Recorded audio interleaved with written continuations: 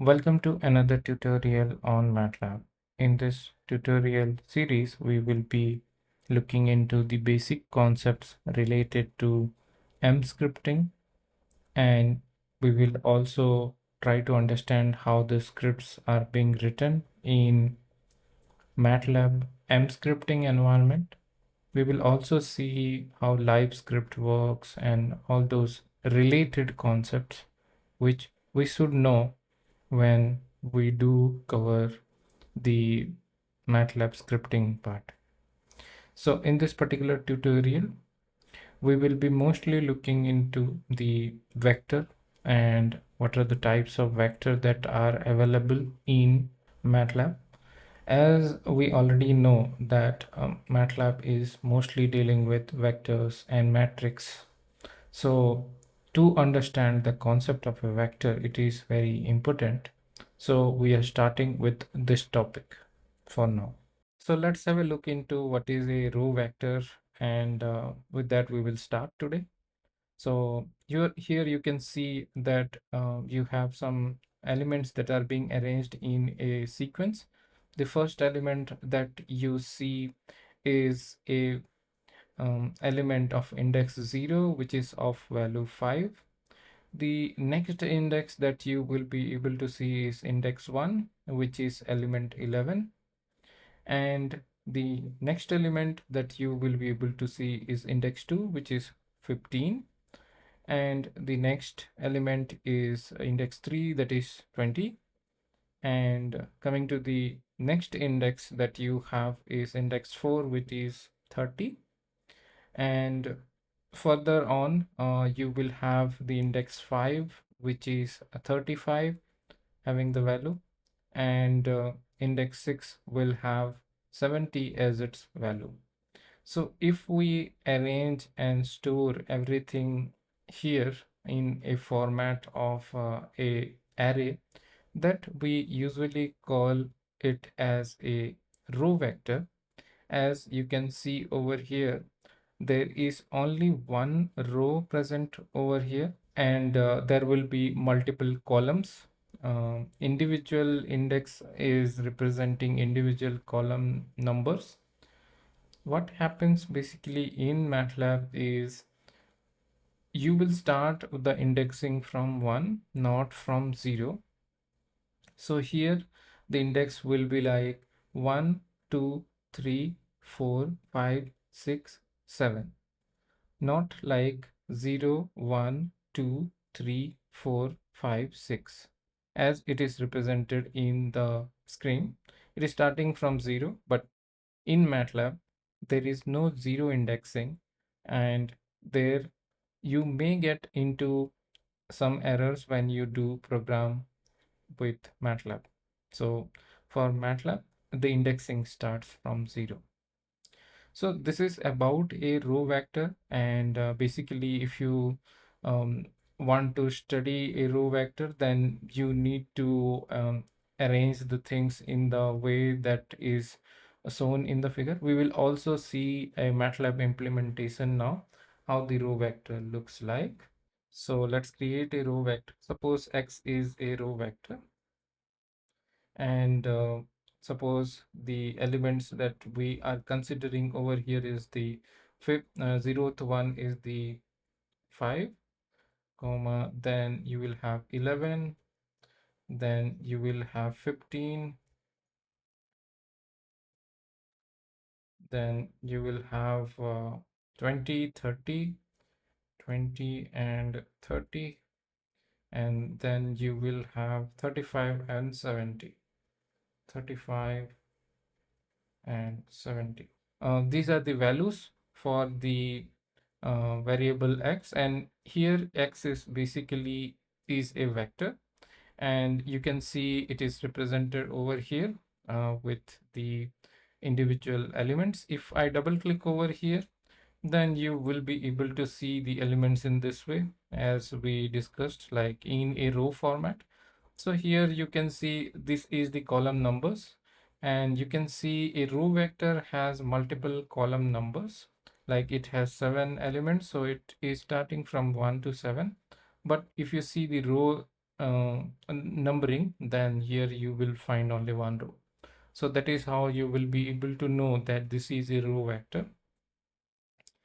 Then coming to the next concept, like how I will access the elements from the row vector. Now I created this row vector. Now I want to access it. So you can use like x is the vector, and you can use the index in which you want to extract. Like suppose I want to extract the third element, you need to just press enter. Then you can see the third element is 15, so you are getting 15 as the answer. So the concept is like you need to give the vector name and then the index, like over here, first, second and third. So the third element is 15, so that's why you are getting this. So now we will be having a look into one more variety of vector, which is basically a column vector. So we already seen the row vector looks like this in Matlab. When we do arrange it in a vertical way, then it looks like this. And this is basically called a column vector. So usually the row and column vectors are transposable. So you can transpose one to get the another. So here we have this row vector where you can see this row and column numbers by using a command called size. So here if I type size of x, then you will find two numbers. First is the 1, which represents how many rows are there, and the 7 represents how many columns are there. Now suppose I want to create a column vector, then it should be looking like this, right? So now you will have to transpose it. So to transpose, you need to type x equal to, or we will create a new variable y equal to x transpose. So codes can be used to do this transformation. So now if I just press enter, then I am getting the elements in a vertical way. Now if you see, by double clicking over here in the variable, you are getting the elements in this way, right? So these are arranged in the way that we are able to see. And here you can see like there are 7 rows and 1 column. So whenever there is 1 column, then it is considered to be a column vector. And that is how you see, like if you see the structure of any vector, if it is having 1 row, then it is a row vector. If it is having a 1 column, then it is a column vector. So in this case it is a column vector. So these are the two types of vector that you see, and the value extraction for individual column vector is same. So you can just type y. So because y is the column vector that we have, and suppose you want to extract the 4th element, so you just need to give the index 4 inside the normal bracket. And if you press enter, then you will be able to get the 4th element, which is 20. So here first, second, third and fourth, this is the 20th element that you get in this particular assignment operation. So this is all about the vector concept in MATLAB. But the main question comes like, why should I study vector, right? So there is a good example that we have. So let's jump into a practical scenario. So consider an ECG signal that you receive from any patient. So the ECG signals will have multiple data that will be included. So this amplitude part could be a voltage, and the time will be in seconds, and you will be getting the data in this format. So the data is changing, the values are changing over time, and you are just storing this data inside a variable. So you need all the timestamps values that you need to reproduce this signal. So you need to store this inside a vector. This is basically a vector whose values are changing over time. So you can store the values of the voltage or the amplitude that you are able to see on the screen for the ECG inside a vector, and that you can plot anytime later on when needed. So this is the application of a one-dimensional array, which is basically a vector. Coming to the summary, we did discussed on the introduction to the vector. Then we seen what is a row vector, then we seen what is a column vector, and then we seen a real life example like the ECG. Along with all these things, we also seen like how it can be implemented in Matlab.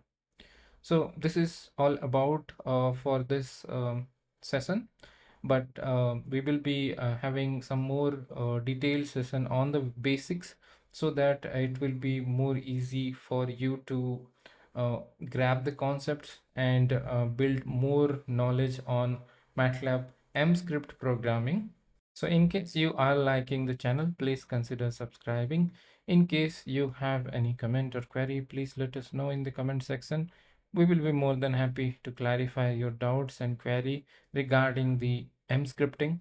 And in case you have any other topics for you to suggest us, then please feel free to share that as well.